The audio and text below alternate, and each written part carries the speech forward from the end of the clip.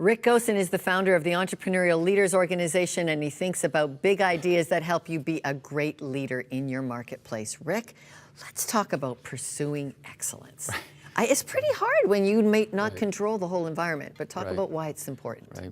Well, one business person that I've dealt with for quite a while, he said the best thing you can do as a Christian in business is be excellent at what you do, whether you're building a business or an employee. Okay, the environment may not allow for excellence. How do you figure that out? Right. Well, I think sometimes, even if the environment's not like that, I think we have to be driven by our internal set of ethics and principles. You know, in the Bible, it talks about he who is diligent will stand before kings. And when we think of having an impact in the marketplace, if we're excellent at what we do and are an excellent employee, that will expand our influence. Okay.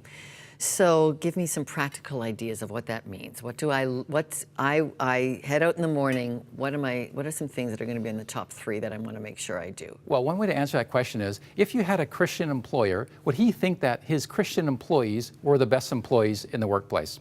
What's quite interesting is sometimes members from a church, when they work for someone from their church, they think it's a free pass to actually not work as hard, or that they might get a special favor, a special promotion. But we'd actually say the opposite, that as a Christian, you should be diligent. For example, a simple example, stealing time. Yeah. If you're at work, it doesn't mean doing work. So actually, are you doing a full day's work at the office? Would other employees respect you as someone who is actually doing their best for the employer, even when the employer doesn't notice what you're doing? Okay. How about in craft? What difference does it make in the product that's produced, whether it's excellent or not? Yeah, that's a really good question, because if you think of the recent VW scandal, where they tampered with the emission regulations on their vehicles. On a massive scale. On a massive, that's just a simple breakdown of ethics. So for example, if you're a Christian in a workplace, you should be doing your best as a craftsperson and actually doing your best on behalf of the employer. Because again, from a Christian standpoint, we should be giving our first fruits. We should be doing our best, not looking for an easy way out. And that was actually a very traceable, simple flaw in that workplace, wasn't it? In that it started again with leadership not tackling ethics.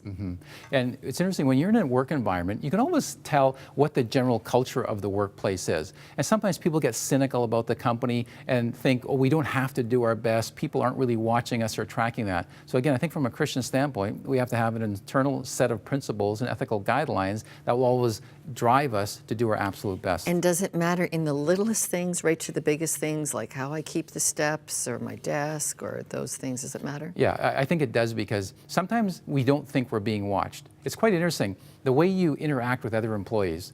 It's quite fascinating that people generally observe what you're doing and how you're acting in little things. It often reflects your true values. Thank you, Rick Goossen, equipping you to be a marketplace leader. Thanks very much.